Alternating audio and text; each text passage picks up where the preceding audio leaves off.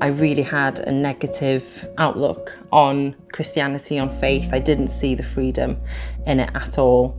In my heart, I was really distant from God, but still went to church to keep my parents off my back almost.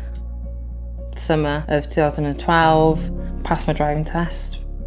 I was very self-sufficient and independent and thinking that I had it all together.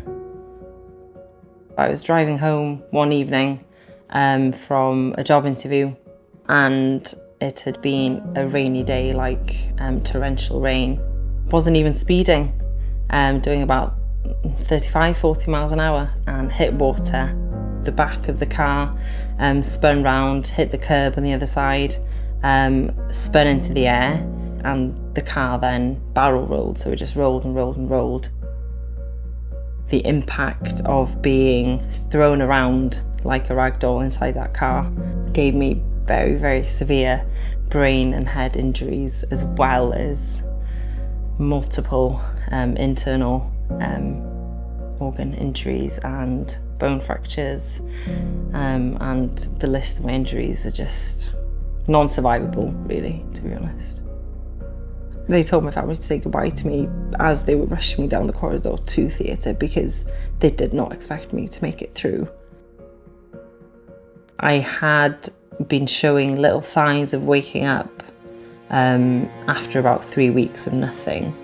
Despite being awake, technically, I don't remember that at all.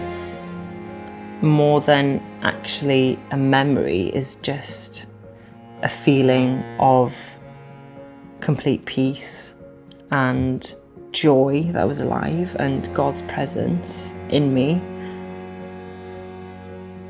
After that initial feeling of peace, I felt immense guilt.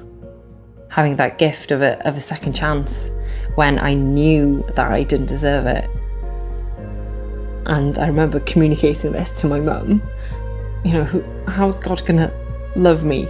Like, you know, through the things that I've done. And Mum just said, you know, Jesus died on the cross for it all, and he loves you for who you are, and there is nothing that God won't forgive you for. Knowing God for who he really was, that changed everything.